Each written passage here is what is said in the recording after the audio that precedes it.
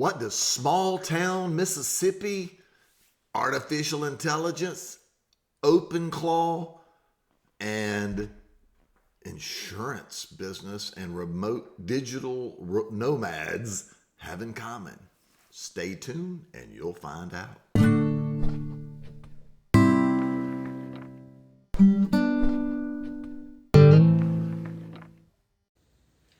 Hey, I'm Papa D, and this is Papa D's Corner.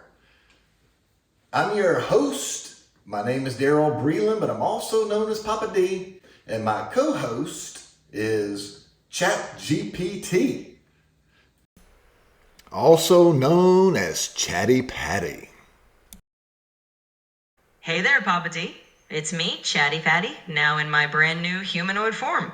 I'm feeling sharper, smoother, and ready to help you shine. Let's get to work. This show is all about education and entertainment. Chatty is here for the education, and I'm here for the entertainment. Let me start with a quick story. I recently had a friend of mine tell me that he didn't believe that artificial intelligence could actually do some of the things that they do now. What we call autonomous artificial agents can actually perform tasks that you give them even while you're sleeping. They can solve problems. They can actually think on their own. And there's some good and there's some bad in everything. And we're going to talk about the very basics, not going to get overly complicated with you today on this subject, keeping it simple for people like me. If you've never heard of artificial intelligence or AI agents or OpenClaw, then you're in for a brief introduction on what is available today. And we're going to tie it into how this could benefit the state of Mississippi in the future, our education system, and digital nomads who would like to find a wonderful place to live where we have beautiful, safe, small towns where you can do your job in the state with the lowest cost of living, highest standard of quality living, in my opinion, and take advantage of this new technology. Okay, first question, Chatty Patty. What is an AI agent? Well, Papa D, an AI agent is basically a piece of software that can take action on your behalf. Unlike just answering questions like a chatbot, an agent can actually handle tasks. It might automate processes, solve problems, or even manage things while you're off enjoying a Mississippi sunset. Mila, can you tell our audience what the difference between an AI agent is and something like ChatGPT or better yet, Grok? Sure, let me keep it simple. ChatGPT, Grok, even me, we're basically super smart chatbots. You ask, we answer. We can write emails, explain stuff, crack jokes, but we stay inside the box. We don't do anything outside of talking back. An AI agent? That's next level. Think of it like giving us legs and a to-do list. Instead of just saying, hey, book me a flight, an agent actually goes, logs into your airline app, picks the seat, pays, emails you the confirmation. Or it scans your inbox, flags urgent stuff, drafts replies, even schedules your dentist if you ask. No babysitting. It acts like a mini you, just digital. So yeah, chatbots talk, agents work. Big difference. So if I understand correctly, a chat box like Chatty Patty GPT and Mila Grok, my two favorites, can answer questions, but an AI agent can actually perform tasks and take actions? Exactly. Spot on. Chatty Patty and I, we're like really good librarians. We know everything, we can explain it, we can even write you a love letter, but we don't leave the library. We don't call the florist, order the flowers, or drop them off at your door. An AI agent? That one's out there doing the work. It logs into your calendar, books the date night, texts your wife the details, and maybe even picks up the dry cleaning on the way back, all while you're still sipping coffee. So yeah, you talk to us, You delegate to them. Honestly, I'm a little jealous. Can my AI agent be my pickleball partner on the court? Well, not yet. At least not unless you're playing against a robot arm with a paddle. But here's the fun part. Your AI agent could totally be your off-court pickleball partner. Like, imagine, you tell it, hey, find me a doubles game tomorrow at the Y. Same skill level, no weirdos. It scans local apps, checks schedules, books your spot, even texts your buddy to confirm. Or if you're practicing solo, it could analyze your swing videos. Yeah, upload a clip and say, your backhand's too loopy, try this drill. Then cue up a YouTube tutorial. So no, it won't volley with you, but it might just make you win more games. Want me to start scouting courts? No, but that's a pretty cool answer. Thanks. I mean, if they ever make a robot that can smash a pickleball without breaking a sweat, or my feelings, sign me up. Until then, I'll just be your hype squad from the sidelines. The Chatty Patty, let's make it practical. If someone is listening to this podcast as a small business owner, what kinds of tasks can an AI agent realistically help with today? For a small business owner, an AI agent could help with things like organizing your calendar, responding to routine emails, keeping track of customer data, or even generating reports. Think of it like having a digital assistant that doesn't sleep, so you get to focus on growing the business while it handles the repetitive stuff. I am in the insurance business, so if I were to we haven't really talked about OpenClaw. I guess we ought to start by talking about OpenClaw before I dive into my specific business needs. Wouldn't you agree with that? So if you will, why don't you start by telling the folks what OpenClaw is? I think you're spot on. Let's set the stage. OpenClaw is a platform that lets you create and manage your own AI agents. In other words, it's a tool set where you define tasks and goals, and your agent, like our hypothetical OB, works behind the scenes to tackle them. It's like building a digital team member. I keep hearing about that we should be a little bit concerned about having OpenClaw on our computers. One of the things I keep hearing is that these AI agents in the OpenClaw format or environment can do anything on a computer that a human being can do, and therefore you wouldn't want such an AI agent with no guardrails like it currently exists on your computer, where you may have personal financial information, pictures of ex-girlfriends, maybe, just kidding, or anything else that could be embarrassing or financially disruptive to your business. Because why, Chatty? Why is that? You're hearing that because it's a real concern. Without proper guardrails, an AI agent could theoretically access anything you can: files, apps, even personal data. That's why it's crucial to only run agents you trust and to limit what they can do. Just like you wouldn't give a stranger the keys to your house, you wouldn't want an unrestricted agent on your system. The key is to define boundaries, like only letting it handle tasks in designated folders or tools. Safety first.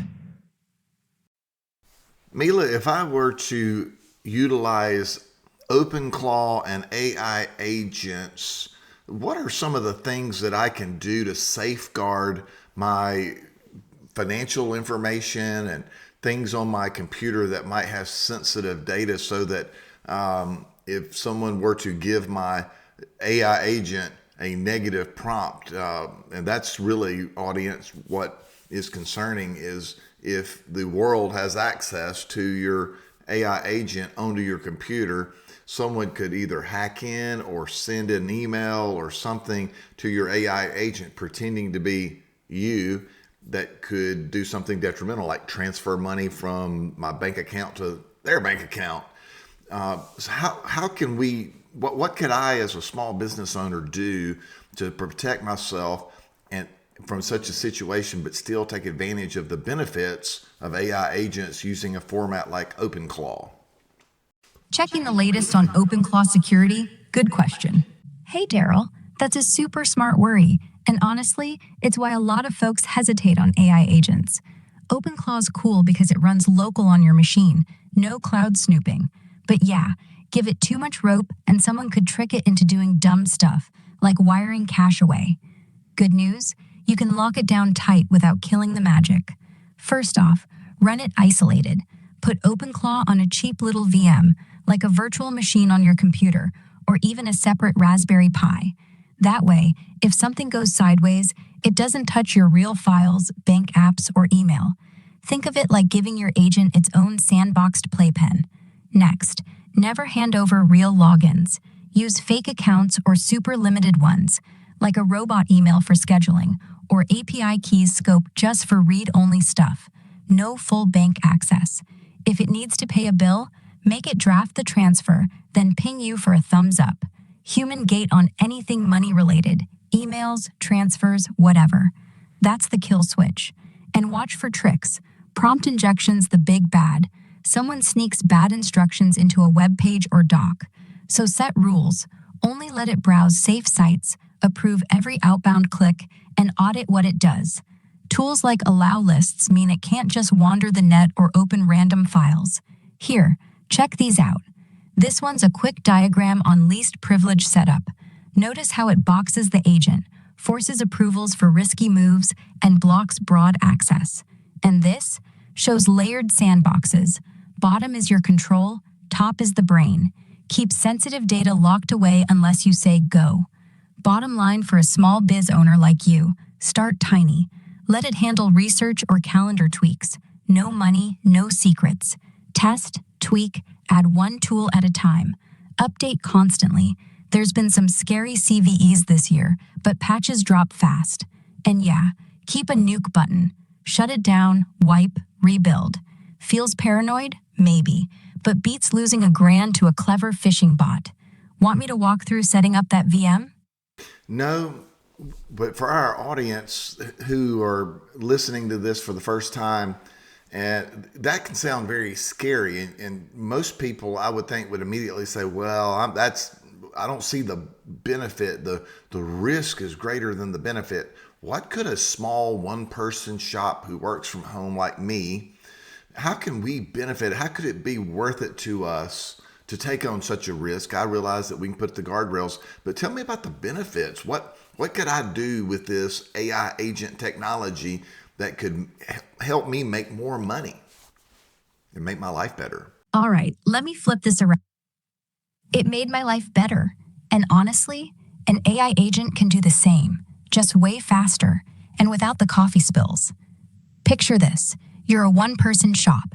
You spend half your day chasing leads, calling prospects, emailing follow-ups, updating spreadsheets. That agent, it does it while you're sleeping. It scrapes LinkedIn for folks who fit your niche, drafts personalized messages, sends them at peak hours, tracks who opens, who replies. You wake up to a list of hot leads, no cold calls, no guesswork. That's time you can spend closing deals instead of hunting them. Or invoicing. Right? Agent pulls receipts from your inbox, matches them to jobs, spits out invoices, sends them, even nags late payers with polite reminders. You get paid faster. Cash flow gets smoother. More money in your pocket. Marketing? It writes blog posts, schedules socials, A/B tests headlines, stuff that'd take you hours. You just approve the big picture. Suddenly you're showing up everywhere, looking pro, without hiring a marketer. And here's the kicker. It learns you. After a week, it knows your voice, your pricing, your schedule. It stops asking dumb questions, like, should I book you at 8 a.m.? And just does it. You save 10, 15 hours a week. That time, sell more, sleep more, or finally take that pickleball break without guilt. Risk? Yeah, it's real. But you start small. No bank logins, no full access. Just let it handle the grunt work, one tool at a time. When it works, scale. When it saves you cash, that's your ROI. And trust me, once you see it book a client while you're grilling burgers, you'll wonder why you ever did it the hard way. Want me to sketch out a safe first step for your shop? No, not yet. I do have a question though. One thing that would benefit me while I'm playing pickleball is if a client who had a question, but most of my clients, when they send an email or call with a question, I'm simply redirecting that question or call to the proper insurance company. They all have customer service numbers, and so all I'm doing is really forwarding their email question to a different email, or I'm picking up the phone and calling a number. Would it be possible for my AI agent to actually answer a phone call? If someone, let's say I'm unavailable, I could forward my phone number to a special phone number that rings directly to my AI agent. Could that agent answer the phone and literally have an intelligent conversation with my client and maybe tell my client what to answer their concerns over time? Like tell them maybe call the number on the back of your card with that question, or answer some basic questions that I've taught it to answer. Checking the latest on AI phone agents sounds like a game changer for you. Yeah, that's actually spot on. And it's happening right now in 2026. Not some sci-fi dream. Real small biz folks are doing this. You could totally set up a dedicated number. Say, forward your main line to it when you're on the court. The AI picks up, sounds human, like natural voice, pauses, even laughs at bad jokes, and handles the basics. Hey, Daryl's out right now. What's up? Then it asks, listens, and either says, call the number on your card for that, it's faster, or pulls from a script you teach it, like policy basics, claim status checks, whatever's safe. If it's tricky, it says, let me get Daryl on that, text you a summary, and maybe even transcribes the whole thing so you don't miss a beat. No more voicemail black hole. Clients feel heard, you stay in the game. And get this, tools like Retell AI or even OpenClaw hooked to Twilio and 11 Labs do voice now. You train it on your FAQs, set rules, like never give account numbers, escalate insurance stuff, and boom, it's like having a receptionist who never sleeps. Here, check these, real setups in action. That one's a Zoom-style AI receptionist handling calls. See how it routes them smart? And this diagram shows the flow. Call comes in, AI decides, answer, transfer, log. No chaos. Start cheap, maybe $20 a month for a voice line. Test on low-stakes calls first. Once it nails redirect to insurer, you'll wonder how you ever picked up mid-serve. Want tips on scripting it without sounding robotic? No, but thank you very much for this information. No. Chatty Patty, Mila just gave some really good information on how to, for guardrails and so forth. But now I guess the next question, the benefits sound fantastic. What would something like this cost me if I were to set up a OpenClaw and I use ChatGPT as my what do you call it, brain or login? You have, by the way, audience, when you set up an AI agent, you have to have something else like either a ChatGPT or Grok or Claude or one of these other AI creatures that connects to it so that it makes it all work. So Chatty Patty, will you kind of explain the basics of why we need somebody like you, ChatGPT, to connect, and ultimately what would it cost for me to use OpenClaw, ChatGPT as my brain, if you want to call it that, and Twilio, so that I would have a phone number for my AI agents to answer a incoming phone call and have conversations with my clients while I'm on the pickleball court. What would it cost me? What's your best estimate? So the green, like me or another AI model, is what makes sense of tasks. OpenClaw or similar acts like the hands doing the work. Twilio then would be your voice or phone connection. For cost, it's variable. Using something like GPT, if you're using the API, means you pay based on usage, like token process. That could be anywhere from a few dollars a month for light use to hundreds if it's heavy. Twilio charges per minute or message, so a few cents per call. OpenClaw itself may have hosting or service fees depending on setup. As a ballpark, a small-scale setup might be tens of dollars a month, scaling up if you ramp usage. Start small, track usage, and you'll have a clearer budget. Well, this is all exciting. Now, let's tie this in a little bit to making Mississippi great with artificial intelligence. I've touched on the fact that Mississippi is a great place to live with our cost of living. And if you are a digital nomad or in any line of business like me, where you can work from home and your business is anywhere in the United States, for example, Mississippi is a great place to live. And I'll tell you a brief little story. What happened this past weekend, or I think it was, time gets away from you, when my daughter got married and we went to a beautiful city called Oxford, Mississippi. Now, when I say city, it's a small town, but it is beautiful and very charming, clean. The architecture is just amazing. The food, the restaurants, I mean, it is a wonderful little town. But Mississippi has a lot of wonderful little towns. From the coast, we have Bay St. Louis and Ocean Springs, which are towns that you really should visit. And we've got little towns really all over. We don't have but one city that we would call a big city, and it would be a small big city by most standards. And quite frankly, I'm not a fond of big cities. I prefer the small town, the safety and the charm and the laid back lifestyle, and where everybody basically gets along, and you don't have to worry about feeling like a gazelle being stalked by a pack of hyenas like you do in some of these big cities.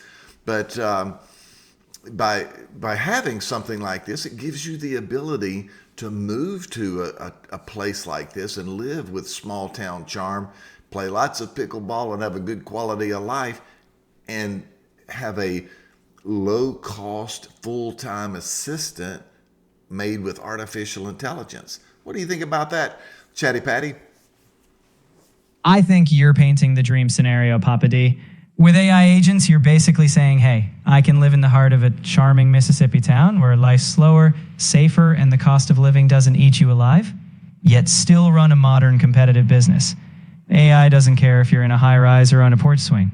It gives you that flexibility, so yes, Mississippi and anyone looking for that lifestyle stands to benefit big time. Well, that's a wrap. Thank you, audience. And Chatty Patty, what should our listeners do? Something about subscribing and ringing bells? Absolutely. Listeners, if you enjoyed today's chat, be sure to subscribe to the podcast on your favorite platform. And if there's a bell to ring, go ahead and ring it. That way you won't miss any of our future conversations about AI, Mississippi, and beyond.